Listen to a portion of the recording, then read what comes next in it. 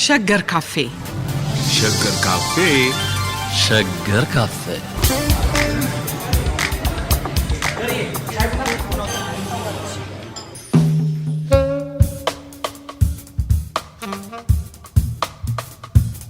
ለተከታታይ ሳምንታት የተካሄደው ከ1909 እስከ 1928 ያለው የኢትዮጵያን ታሪክ የሚመረው ውይይት ዛሬም ቀጥሏል። ዶክተር ተካልኝ ወልደ ማርያምና ዶክተር ዮናስ አሽኔ ከኛ ጋር ናቸው። ዶክተር ዮናስ ካጠር ውጪ ነው ያለው፣ ነገር ግን ያው በበይነ መረብ ከኛ ጋር ነው። ሁለታችሁም እንደገና ስለተገናኘን በጣም አመሰግናለሁ። እንደምን ሰነበታችሁ?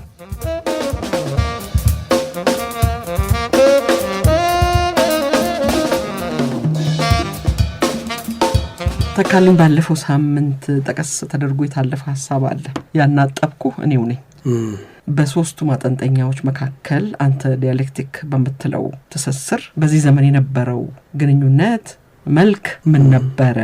በተለይ አንተ አልጋወራሽ ተፈሪ ንጉስ ከተባሉ በኋላ ትምህርትን እንዲሁም ሀብትን፣ ርስትን፣ ፕሮፐርቲን በሚመለከት ያከናወኗቸው ተግባራት አዋጅም ጭምር የአዲስ ስርዓት ምልክቶች ነበሩ። ይሄ ሪፎርም ሊሆን ይችላል ያላውቅም። እንግዲህ እነዚህ ሪፎርም ሐሳቦች ምን ነበሩ?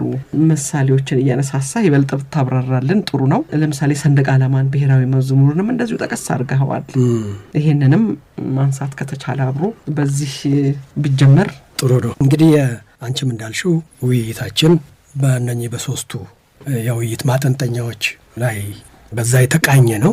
ይሄ የወዳጅ ደጋፊ ሀብት አቅም የማሰባሰብ ሞቢሊዜሽን ያልነው የዛ አይነት ትኩረት ያላቸው እሳቢዎችና እንቅስቃሴዎችን በአንድ ወገን የተፋለሰ፣ የተዛባ፣ የደከመ በተለያየ አይነት መልክ የተበላሸ አይነትን ነገር ደግሞ መልሶ ማደራጀት፣ መልሶ ማዋቀር፣ መልሶ አቅም መስጠት እና ይሄንን ነው ሪስቶሬሽን ያልነው። በእነዚህና በአጠቃላይ የመሻሻል የማስተካከል መለወጥ እና ጭራሽ አንዳንዴም መዋቅራዊ ለውጥ የማምጣት አስተሳሰብና አካሄዶች መሃል ያለውን በመካከላቸው ያለውን ያኔ ቁርኝት፣ ግንኙነት፣ አንዳንዴም መጣረስ በሚመለከት ነው እንግዲህ ውይይታችን መንደርደሪያችን እነዚህ ናቸው እና ለዚህ ጊዜ ለዚህ ዘመን ከ1909 እስከ 1928 ላለው ጊዜ እና በተለይ ለመጀመሪያው የዚህ ኖስ ክፍል የእነዚህ ነገሮች ሁኔታ እንዴት ነበር፣ እንዴት ነው በዛ ጊዜ ተደረገ፣ ተለወጠ፣ ተሻሻለ በሚባለውን ነገር የሚያስረዳን በሚለው ነው እና በሞቢሊዜሽን በተለይ ይሄ የመቀስቀስ የማሰባሰብ የድጋፍ ነው በዛ ፍላጎትና ዓላማ ዙሪያ እና በዛ የሚገለጹ እንቅስቃሴዎችና ለውጦችን እንመልከት። በዛን ጀምር እዛ ውስጥ ቅድም ያነሳሻቸው ነገሮች በየቦታው የሚገቡበትን እናያለን። እንግዲህ በዚህ ጊዜ በሁለቱ የዘውዱ ተፎካካሪ አካላት መሃል ለረጅም ጊዜ የተደረገ መናቆር፣ መጎሻሸም እና ብዙ አይነት ትግል አለ እና በዛ ውስጥ እንግዲህ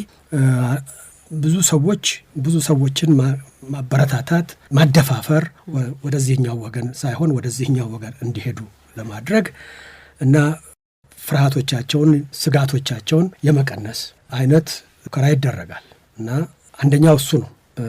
ሞቢላይዝ ለማድረግ ሰዎችን ማደፋፈር፣ ማበረታታት፣ ስጋታቸውን መቀነስ፣ ይደርስብናል የሚሉትን ነገር በተወሰነ ደረጃ መቀነስ፣ እንደማይደርስ የሚያሳዩ ነገሮችን ማድረግ ያስፈልጋል። ድጋፍ ማሰባሰብ ነው። ያ ድጋፍ ማሰባሰብ በዘመኑ ንግግር እውነት ነው።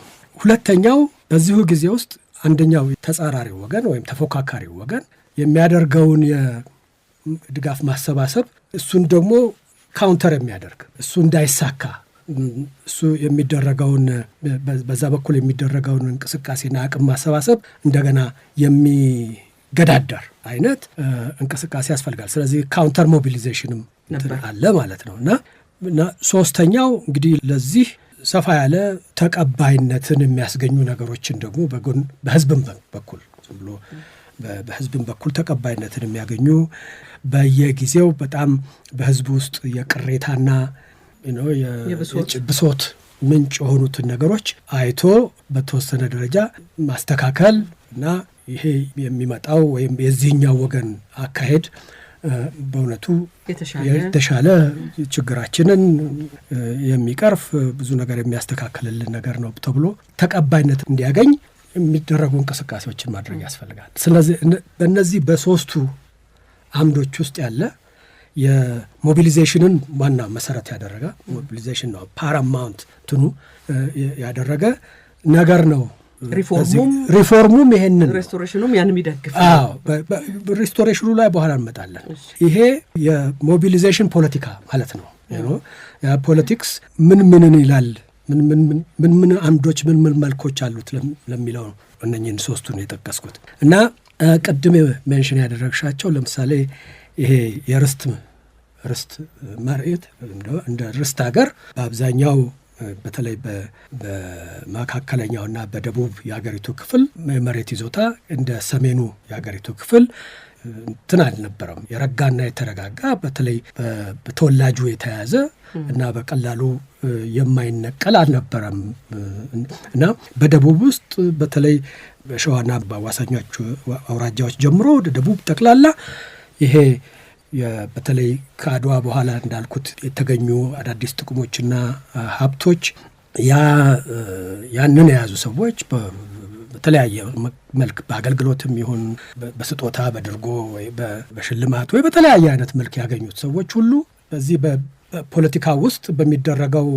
ግራና ቀኝ እንቅስቃሴ ውስጥ እዚህ ሳይሆን እዚህ ብንሄድ ምናልባት የሚደርስብን ቅጣት ንብረታችን ያስነቅለን ይሆናል የሚል ስጋት ስላላቸው እነዛን ሰዎች ስጋታቸውን ለመቀነስ ይሄ ነገር እንደማይሆን እና የማበረታታት እና ምርጫቸውን ከዚህ ወገን ጋር እንዲያደርግ ለማድረግ ተብሎ የተደረገ ነው። ያ የርስት ሰው ቀድሞ የነበረው 1901 የወጣው የርስት የኢያሱን መምጣት በመፍራትና የመጣው የነበረው አዋጅ ሰው ስቲል በማንኛውም አይነት እንደው ጥፋትና ምናምን ንብረቱን አይነጠቅም ይላል። ግን በመንግስት ላይ እና ፖለቲካ የዛ ውስጥ ከተገኘ ግን ያው ንብረቱን መንግስት ይላል። ያሁኑ ግን እንደዛም ሆኖ ቢገኝ ሪስክ ወስዶ አንድ ሰው አንድ ነገር ውስጥ ቢገባም እንኳን አይነጠቅም፣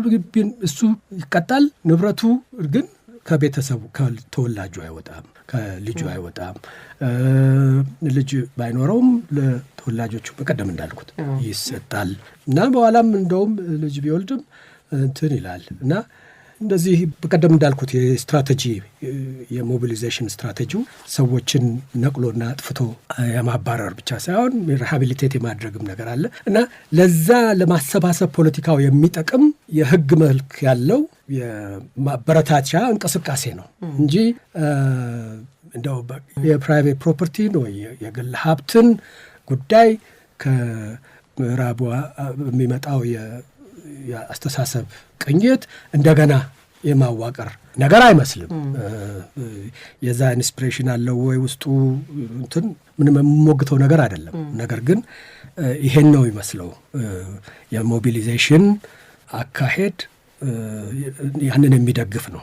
በዛው ረገድ ስለ ትምህርት በዛ ሰሞን በተለይ በቀደም ሜንሽን ያደረኩት የወጣ አዋጅ በዛ ጊዜ በሰፊው የሚደረግ የተቃዋሚው ወገን በተለይ በራስ ጉግሳውሌ ወገን በሰፊው የተስፋፋ የናኘ የመጣ አስተሳሰብ ነበር ሃይማኖትን በተመለከተ እና ሃይማኖታችን ሊጠፋ ነው፣ አዲስ አበባ ውስጥ አህያና ውሻ እየታረደ ነው፣ ስላሴ ቤተ ክርስቲያን የውሻ መስዋዕት የተደረገ ነው፣ እንደዚህ የሚል እና በተፈሪና ደጋፊዎቹ ስራቸው እንደዚህ አይነት ነገር ሆኗል በሚል በጣም ብዙ ሰው ብዙ ደጋፊ ሞቢላይዝ የማድረግ እንቅስቃሴ ነበር እና ብዙ ጸሐፍት እንደሚሉት ይሄ ነገር ብዙ ቦታ ላይ እየሰራላቸው ነበር እና ብዙ ሰው እንደነ አንዳንዱ ጸሐፍት የዋሁ ህዝብ ይሄ እውነት መስሎት በቃ ጦር ውስጥ ለመግባት እና ይህንን ለመዋጋት ተነሳስቶ ነበር።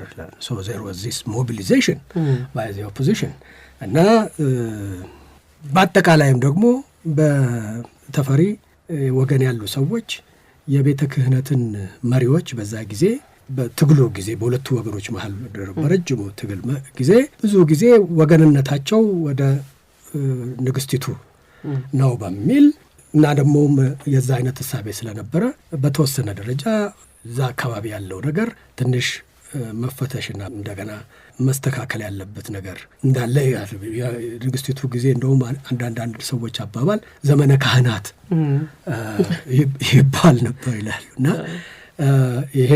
ይሄንን እንዴት እንደሚያለዝቡት እና የካህናቱን በፖለቲካ ውስጥ ያላቸው ሚና እንዴት አድርገው ወደ ገለል ገሸሽ በማይጎዳ አይነት መልክ እንዴት አድርገው እንደሚያስተካክሉት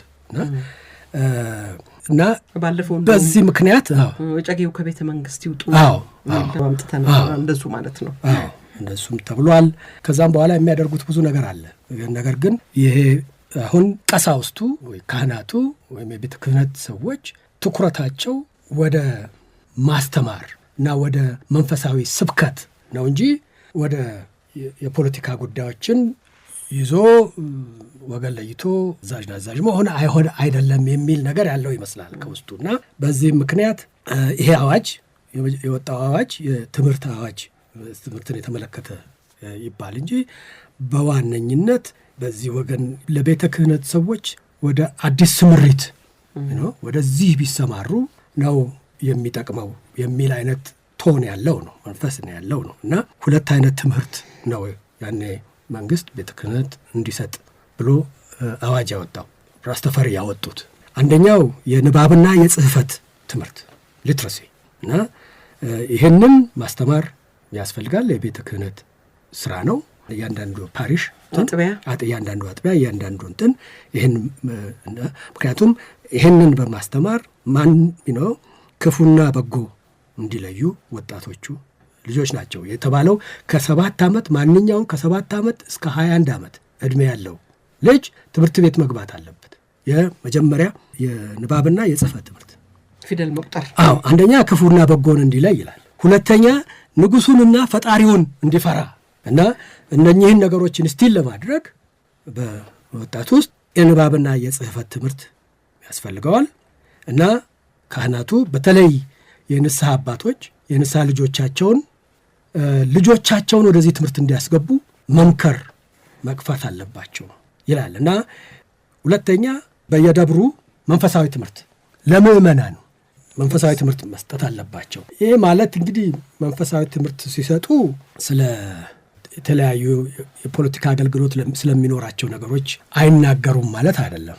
ምናልባት እንግዲህ ምእመናኑን ወደ በጎ መንገድ የሚመራ እና በተለያየ አይነት መልክ የሚወራውን የሚባለውን የሚሰበከውን ነገር እንዳይከተሉ በዚህኛው አይነት በቀናው መንገድ የሚመራ ነገር እንዲያደርጉ የማበረታታት ነገር አለው። እና የደብር አለቆች እያንዳንዱ ደብር አለቃ ይሄ ቤተ ክህነት ውስጥ የመንፈሳዊ ትምህርት በቀጣይነትና ሬጉላርሊ የሚሰራ ነገር መሆን አለበት እና ይህንን የደብር አለቆች ኃላፊነት አለባቸው ይላል። እና ትምህርት ሲባል በዛ ጊዜ በቤተ ክህነት ረገድ እና ወደ ህዝቡ የሚሄደውን ትምህርት ከቤተ ክህነት የሚሄደውን ነገር በምን አይነት መቃኘት አለበት የሚል እሳቤ የነበረው ነው። ሌላም ርዕሶች እንትኖች አሉት፣ ግን በኋላ እናየዋለን። በሞቢሊዜሽን ኮንቴክስት ነው እና ይሄ አለ።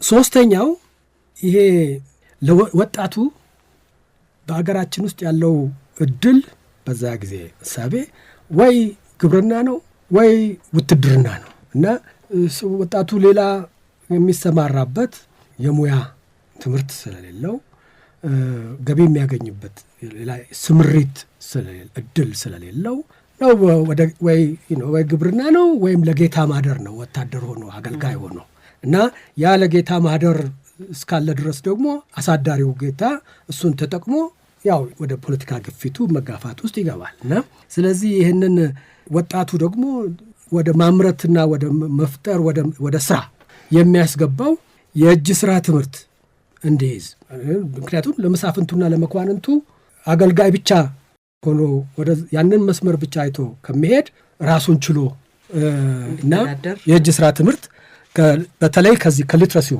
ግራጁዌት ሲያደርግ ከማንበብና ከጽሁፍ ግራጁዌት ሲያደርግ ይላል ለህይወቱና ለኑሮው የሚያሻውን ገንዘብ ለማግኘት እንዳይቸገር ለትዳሩ የሚሆን ገቢ እንዲያገኝ፣ ትዳሩ በቀደም እንዳልነው ሀብት ማለት ነው፣ መተዳደሪያው ማለት ነው። ለዚህ ወጣቱ የሚሰማራበት ነገር መደራጀት አለበት እና ወላጆች ልጆቻቸውን ከዚህ ከሊትረሲ እንደወጡ እንደተማሩ ወደ ሙያ ወደ የእጅ ስራ ትምህርት ነው የለውን ጊዜ የእጅ ስራ ትምህርት መግባት አለባቸው። ይሄ ግዴታ ነው ይላል አዋጁ። እና እንደውም ልጁን ወደ የእጅ ስራ ትምህርት የማያስገባ ሰው 50 ብር ቅጣት፣ በዛ ጊዜ 50 ብር ማለት የዛሬውን ምሳሌ አልነግርሽም። እና እንደዚህ አይነት እንትን አለበት። እና ይሄ ነው የሁለቱ በቀደም የጠቀስኳቸው በርስት በኩልና በትምህርት በኩል የተባሉት ነገሮች መንስያቸው እና በደንብ የምንረዳቸው በዚህ በወገን ፉክክር ውስጥ ማን ወዴት ይሄዳል፣ ማን ምን አይነት እድል ያገኛል፣ ማን ምን እያስወራ ነው፣ ማን ነው እንዴት አድርገው ነው ያንን ተስፋፋ ያለውን የፕሮፓጋንዳን ብለው ዋቴቨር ያንን ያ ሰውን እንዳያንቀሳቅስ ሰው ደግሞ ዘሎ ወደዚህም ወደዛም እንዳይገባ ራሱንም ችሎ የሚተዳደርበትን ነገር ማድረግ ያንን የምንረዳው በዚህ በሞቢሊዜሽን እና ካውንተር ሞቢሊዜሽን ዳይናሚክ ነው። በዛ ውስጥ ነው የሚል ሀሳብ ነው ያለ። እንግዲህ እነዚህ በዝርዝር ታይተው የት ቦታ ላይ ነው አፕላይ ያደረጉት? ለመላ ኢትዮጵያ ነው ወይ ይሄ የወጣው? ሁሉ ቦታ ነው ወይስ ስፔሲፊክ ቦታዎች ናቸው? ብዙ ጊዜ የኢትዮጵያ መንግስት እስከ ቅርብ ጊዜ ድረስ አዋጅ ሲያወጣ አንዳንዴ ነው ይሄ ቦታ ይሄ አዋጅ ይሄ ነገር አፕላይ የሚያደርገው ለዚህ ቦታዎች ነው፣ ለዚህ ቦታ አፕላይ አያደርግም የሚለውን ፍሬዝ በኋላ ነው ማስገባት የሚጀምረው። በዛ ጊዜ ዝም ብሎ አጠቃላይ ነገር ይሆናል። ግን ምናልባት አፕሊኬሽኑ እዚሁ በአዲስ አበባና አካባቢው ብቻ ሊሆን ይችላል፣ ወይም ደግሞ ሌላ ቦታ የተፈጠረ ችግርን አድሬስ ለማድረግ በሚል ብቻ የሆነ ነገር ይሆናል። ስለዚህ አናውቀውም ሪሊ ግን ኮንሲስተንትሊ አፕላይድ ይሁን እንደው ዝም ብሎ ተጀምሮ ብቻ ወዲያው ያንን የጊዜውን ሁኔታ አድረስ ካደረገ በኋላ ይረሳ ምናምን አናውቀው። ግን እንኳን ያን ጊዜ እኔና አንቺ እንኳን ስንማር የእኛ ኪንደር ጋርተን የቄስ ትምህርት ቤት ነው እና እነ ዮኒን አላውቅም እና የቄስ ትምህርት ቤት ቁጥር ንባብና ጽፈትን ልጆች እዛ መጀመር አለባቸው እና የቤተ ክህነት ዋነኛ ስራ ይሄ ነው፣ ማስተማር ነው። እና ለእጅ ስራ ትምህርት ለሙያ ትምህርት የሚዘጋጁ ሰዎችን ሊትረሲያቸውን መጀመር አሻሽሎ ፊድ ማድረግ ነው። ከዛ በተረፈ ደግሞ ያው የመንፈሳዊ ትምህርት ላይ ትኩረት ማድረግ ነው። መንፈሳዊ ትምህርቱም ኦፍኮርስ የሚሰብካቸው ነገሮች ምእመናን ክፉን ያ ለተማሪዎቹ ነው። ለምእመናን ግን ሁኔታውን እንዲረዱ አንድ ቦታ ላይ ውሻ ታረደ ስለተባለ በቃ ይሄ የመንግስት ስራው ውሻ ማረድ ነው እንደዚህ የሚለው እንደዚህ አይነት ፕሮፓጋንዳ ካች እንዳያደርግ ነው እንደዚህ አይነት ነገር ከቁጥጥር ውጭ እንዳይወጣ እና ህዝቡን የማሰባሰብ የሀሳቡን ሰብሰብ ማድረግ የማረጋጋት ስራም ጋር የተያያዘ ነገር ነው። እንግዲህ እንደ ድሮ የፖለቲካ ፕሮፓጋንዳ ስሩ ተብሎ እኮ እንትን አይባልም እና ይሄ ይመስለኛል በዛች እንትን የተባለው እና ሶስተኛው ቅድም እንዳልነው ግን ምንም ጥርጥር የለውም ይሄ ሲግኒፊካንት እንደሆነ ምንም ምን ያህል አፕላይድ እንደሆነ ምን ያህል በቋሚነት እንደቀጠለ አናውቅም። ግን አዋጁ ሲወጣ የዛን ጊዜ ኮንቴክስቱን የዛን ጊዜ አውዱን ካሰብነው ምንም ብዙ የሚያጠራጥር ነገር አይደለም።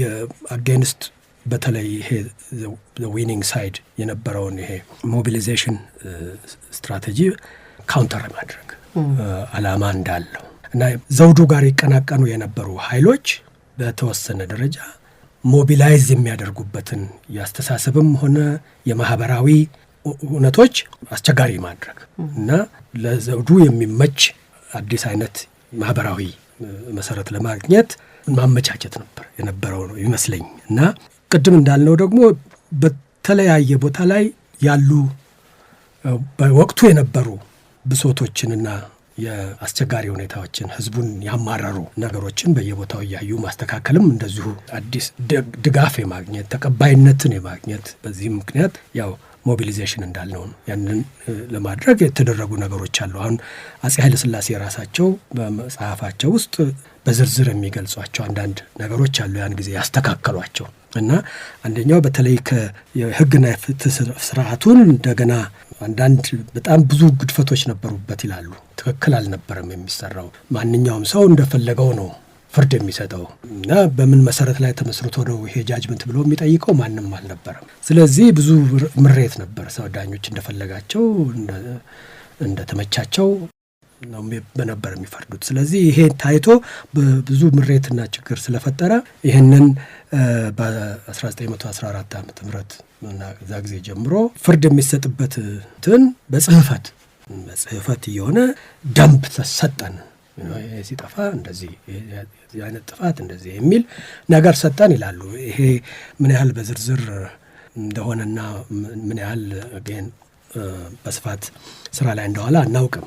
ምክንያቱም የኢትዮጵያ መንግስት የወንጀለኛ መቅጫ በኋላ ነው። ነገር ግን እሳቸው ይላሉ እዚህ ጊዜ ዝም ብሎ አርቢትራሪ እንደፈለገው ፍርድ መስጠትን የሚያስቀር ጻፍንና በጽሁፍ እንትኑን ሰጠን ይላሉ። አንዳንድ ነገሮችም ደግሞ እንዲቀሩ አደረግን ይላሉ። አንዱ ሌባሻይ መሆን አለበት። አዎ አንደኛው ሌባሻይ ነው። አዎ እውነት ነው። እሱ ሌባሻይ ባንድ ሆነ። እሱም ብዙ ሰዎችን ያስመረረ ነገር ስለነበረ።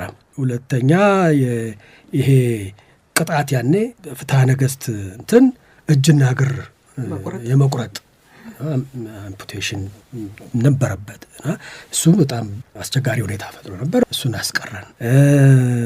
ይሄ ዕዳ እና የሰው ዕዳ የሰው ብድር ያለበት ሰው ብድር መክፈሉ ሲያቅተው፣ ብዙ ጊዜ ደግሞ ብድር መክፈሉ የሚያቅተው አራጣው ከፍተኛ ስለሚሆንበት ነው እና ሲያቅተው ምን ነበር የሚደረገው? ያኔ ባለዕዳው ለአበዳሪው እጁ ይሰጣል። እጁ ነው ተላልፎ የሚሰጠው። በቃ ያንተ ያገልግልህ ነው እና እንትንህን እስኪከፍል ድረስ እና ትልቅ ምሬት ነበረው። እሱ ያንን አካሄድ አስቆም ነው ይላሉ እና የእንትኑንም አራጣ ድሮ የሚበደረው እስከ 20 እስከ 30 በመቶ ብድሩ ላይ ነበረ እና ይሄ ብዙ ሰዎችን ወደ ባለዕዳነትና መክፈል አለመቻል ሁኔታው ስላስገባ ተቀነሰ እና በ9 በመቶ ብቻ እንዲሆን አስወሰንን ይላሉ እና እንደዚህ አይነት በየቦታው የምሬት እና የበደል ምንጮችን እና ሌባሻይንም ጭምር እንደዚህ ይጠቅሳሉ እሳቸው እና በየቦታው ደግሞ በተለያየ አይነት መልክ የሰውን ፖፑላር ሰፖርት ለማግኘት የህዝብ ድጋፍን ለማግኘት በየቦታው አንዳንድ እንቅስቃሴ እያሱ እንኳን ባይሆን ብዙ እንቅስቃሴና ህዝቡን መስማትና ሞቢላይዝ ማድረግ እንደዛ እንኳን ባይሆን አንዳንድ ቦታ ላይ በተለይ የሚያሰጋ ነገር ባለባቸው ቦታዎች ላይ ራስ ተፈሪ ጭምር ራሳቸውም እየሄዱ በየቦታው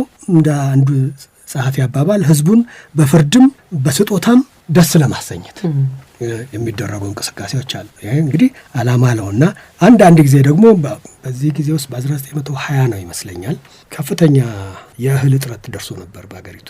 የረሃብ እና የቸነፈር ዘመን ሆነ እንደውም እና በዛ ጊዜ በጣም ብዙ ሰዎች በተለይ ሸምቶ የሚያድሩ ሰዎች ማለት እንግዲህ የከተማው ሰው ሊሆን ይችላል ብዙ በጣም ተቸገረ እና ምናልባት ለመጀመሪያ ጊዜ ኢትዮጵያ ውስጥ እህል ተሸምቶ ገባም የሚባለው ከውጭ በዛ ጊዜ ነው እና እንደዚህ አይነት እና ችግርና የሁኔታዎችን አይቶ አድረስ ለማድረግ እንደዚህ አይነት የፖፑላር ሰፖርት ለማግኘት የሚደረጉ አንዳንድ ጥረቶች ነበሩ። እነዚህ ሁሉ እንግዲህ አዲስ ፎርሶችን ሞቢላይዝ የማድረግ እና ሌላው ኃይል ደግሞ ሞቢላይዝ የማድረጉን አቅም የሚቀንስ ካውንተር ሞቢሊዜሽን ሙከራዎች ናቸው እና በዚህ ኮንቴክስት ነው የምንረዳቸው እነኛን አንቺ ሜንሽን ያደረግሻቸውንና ሌሎችን።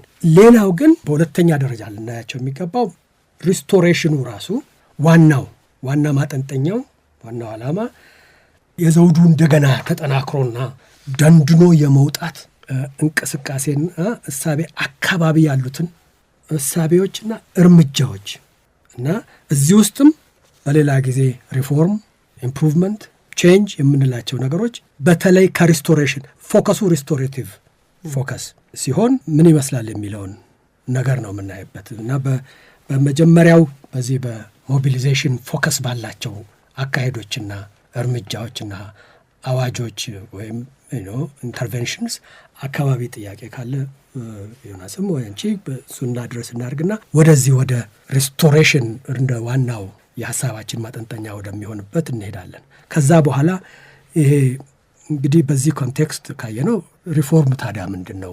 ከዚህ ከዳያሎጂክ ሐሳቢያችን ጋራ እና ደግሞ ከድርድር ከውይይት ከእንትን ጋር እንዴት ነው የሚገናኘው? የት ጋር ነው እነዚህን የምናገናኘው የሚለውን ነገር እናያለን። ዮናስ በጣም ጥሩ። አንድ ሐሳብ ማዳበር የምፈልገው በተለይ የትምህርት ዘርፉን ከቤተ ክርስቲያን ጋር ማስተሳሰር ከፖለቲካዊ ፕራግማቲክ ፈንክሽን በተጨማሪ ሁለቱን የሪስቶሬሽንም የሞቢላይዜሽንም የሪፎርምም ድርድር ያለበት ይመስላል። ምክንያቱም ዘመናዊ ትምህርቶች በኋላ ላይ ፈረንሳይኛም እንግሊዘኛም ስዕልም ሙዚቃ ናልባልዲያን ሙዚቃ ምናምን ማስተማር ጀምራሉ። የበላይ ጠባቂው ዞሮ ዞሮ የቤተ ክርስቲያን ማድረጋቸው አንደኛ በተዋናያኖቹንም እናንተ ይኸው ይሁት ብዙ እየራቅኩ አይደለም ሀገሬን ለማሳደግ ነው ወደ ሪፎርሚስት አጀንዳውን በሪስቶሬቲቭ መንፈስ ፖለቲካ ፕራግማቲዝም ምክንያት ቤተክርስቲያን አካባቢ ያሉ ሰዎች በትምህርት ቤት እንዳይጠፉ ማድረጉ አንደኛ ፖለቲካውን ካህናቱን ወደ ከፖለቲካው ከኃይል ድርድር ውስጥ ወደዛኛው እንዲያተኩሩ ከማድረግም በተጨማሪ እዛም ላይ እርካታ እንዲኖራቸውና የሚሰራው ስራ ሃይማኖት የመቀየር ቅድም እንዳልከው የውሻው የተለያዩ ነገሮች ሃይማኖት ሊቀይር ነው የሚለው መንፈስ በጣም ከፍተኛ ስለነበረ ትምህርትንም ዘመናዊ ትምህርት ቤት መላክ ራሱ ሃይማኖት ከመቀየር ኢትዮጵያን ከመካድ ወይ ቱርጁማን ለመሆን ነው የሚል የሚያንኳስሱ ነገር ዲስኮርሶች ስለነበሩ እሱንም በቤተክርስቲያን አካባቢ ሰዎች ወደዛ አካባቢ እንዲሄዱ ማድረጉ ስነ ምግባርም በኋላ ላይ ዘመናዊው ትምህርት ራሱ ሲቀረጽ አብሮ መኖሩ ግዕዝም አማርኛም አብሮ መታሰቡ ያንን የለውጥ የሪፎርም መንፈስ ከፖለቲካዊ ተቀባይነት ቅቡልነቱ እንዲሰፋ የኔጎሽዬሽን ውጤትም ይመስላል። የሪዮት ዓለማዊ ወይም የሀገርን ውስጥ መንፈስ ከአውሮፓዊ መንፈስ የማስታረቅ የሚሉት በኋላ እነ ከበደ ሚካኤል ሲመጡ የሚሉት ብቻ ሳይሆን ፖለቲካዊ ፋይዳ እንዳለው የተነተንክልን ይመስላል። እዚህ ጋር በአንተ ጽንሰ ሀሳብ የሶስቱ የዳያሎጂካል ሂስትሪ የዲያሎጂካል ታሪክ ኔጎሽዬሽንስ ተካሂደው ተዋናዮቹ ገልጠው የሚታዩበትም ዘመን ይመስላል። ዘመናዊው ነገር በጣም እየነፈሰ ስለነበር ውስጣዊ ኤጀንቱንም መንፈሱንም ከአዲሱ ጋር የማስታረቅ ነገር ይመስላል። ምናልባት አሁን ሪስቶሬሽኑን ወይም ሪፎርሙንም ስትመጣ በደንብ የምትተነትነው ይመስለኛል። እውነት ነው። እነዚህ በተደጋጋሚ እንዳልነው ዮኒ እንደምታስታውሰው እነኚህ ሶስቱ ነገሮች አንዳንዴ አንዱን ፍንትው አድርጎ በቀጥታ የሚገልጽ አንዳንዴ አንዱ ከአንዱ ጋር የሚገናኝ ነገር ግን ደግሞ የራሱ ሂደትና ውደት ያለው አንዳንዴ ደግሞ እንደዚሁ እንደውም የሚጣረሱ አይነት ግንኙነቶች እንዳላቸው ብለናል እንጂ እንደዚህ አሁን ወደ እስቲ በሞቢሊዜሽን ረገድ እና ከዛ እይታ ብናየው እንረዳቸው የምንችላቸው እርምጃዎች የትኞቹ ናቸው? በሪስቶሬሽን ደግሞ እንደገና መልሶ የማደራጀት በኃይል የማደራጀት የዘውዱን ኃይል በማደራጀት ረገድ የምናያቸው አካሄዶችና እሳቤዎች ምንድናቸው የሚለውን እንደዚህ ለትንተና ጉዳይ ስንል ነው የምንለያቸው እንጂ እነኚህ አንዳንዴ በቀጥታ ሊታይ በሚችል አንዳንዴ ደግሞ ሰብሰብ ያለና በተለያየ ቀጥታ ባልሆነ አይነት መስመር ሊገናኙ የሚችሉ ነገሮችን እንደሆኑ እንገነዘባለሁ። እና አሁን በቀደም እንዳልነው በዚህ ዘመን ሁለቱ ወገኖች ዘውዱን መልሶ የማጠናከር እና ከሁሉ ኃይሎች በላይ ከፍ አድርጎ የማውጣት ፍላጎት ዓላማና አካሄድ እንደነበራቸው ተነጋግረናል። በዚህ ልዩነት የላቸው ግን ያላቸው ልዩነት አንደኛው ዘውዱ ቀድሞ የነበረውን ውርሱና ቅርሱን ይዞ እንደገና እንዲደራጅ እንዲቆም፣ ሁለተኛው ግን የለም ይህንን መልሶ ለማደራጀት የሚያስፈልጉ አዳዲስ የኃይል ማሰባሰብ የአደረጃጀት ጉዳይ ብዙ የሚያስፈልጉ አዳዲስ ነገሮች አሉ የሚለው ወገን ነው። በእውነቱ መሀል ነው ያለው ልዩነት።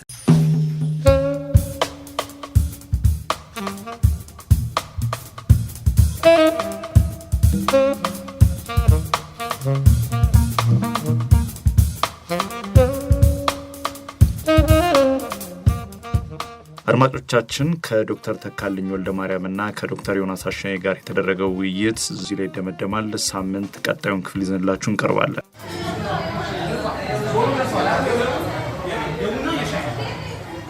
ሸገር ካፌ ሸገር ካፌ ሸገር ካፌ